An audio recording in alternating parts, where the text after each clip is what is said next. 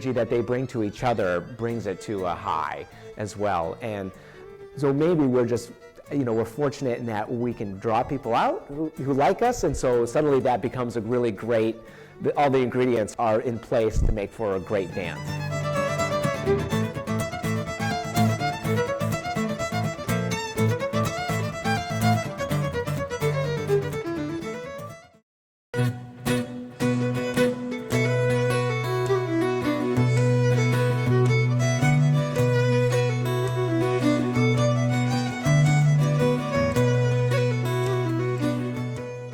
John Cote. I live in Lewiston, Maine. I've been playing music, probably for about over 30 years, but playing for contra dances and very interested in traditional music probably for about 20 years.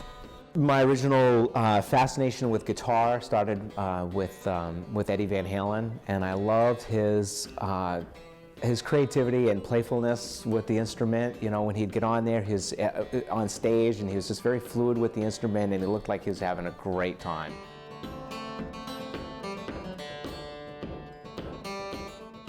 When I, discovered, came to my first contra dance, I was probably 20 or 21. So I wasn't necessarily doing this when I was young. I wish I was. I wish I'd known about it. So the first time that I came was here at Bates College.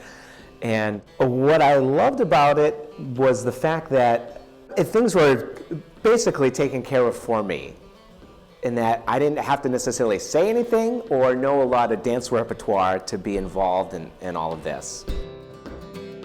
A friend of mine who's a fiddler, she was doing a gig for a contra dance, and so she invited me to come check it out, and I came, and I just thought it was amazing. It was a whole other world from what I had grown up around, and I just felt like it was a very genuine and authentic kind of pastime. We use the term community a lot to describe, this group of people that come to dances. It's our dance community.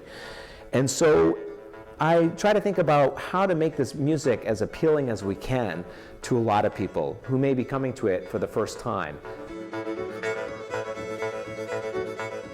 We've matured with our sound and delivery and I think people felt that what we were doing was fairly chaotic and not well thought out and gimmicky, perhaps at first. But what we were looking for was something that could transfer the kind of the energy and the sincerity of what we wanted to put into it. We're kind of thinking about perpetual motion. Oftentimes we were playing for long times out there, but there's really no such thing as perpetual motion. And so perpetual emotion seemed like a more plausible thing, because I find that it's the music is not so much intellectual as it's more emotional anyway. We try to really hit the core of that. And there are some really, wonderful parts and interwoven things that happen in there, but I think basically just something there to make people feel like dancing and to lend a certain character to that dance at that moment. We were always kind of figuring out ways of how to create more sound from two people, and my didgeridoo, that's been a big component for me, and also doing foot percussion, playing guitar, and then doing some vocal stuff. And then Ed, by using the electric fiddle, is able to loop parts and all that, and so we can layer things and then strip it down to just a couple of little parts, so the dynamics are very low, and then bring it way up again by adding a lot of parts.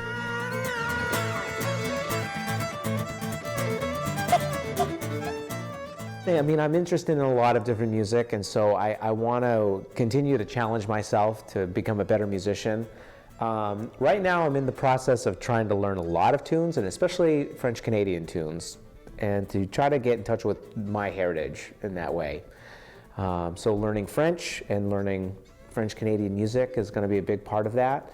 And I feel fortunate that we were able to tap into something unique for us. And the more you can make those connections happen, the more the music will thrive and make the world a better place. But I feel very fortunate in that through this music I've been able to make an amazing number of friends all around the country, and even, you know, internationally, I guess, as well. It's great. All because that music is important to their lives. They love to dance, and that's a way that they kind of nourish and, you know, fill their cup.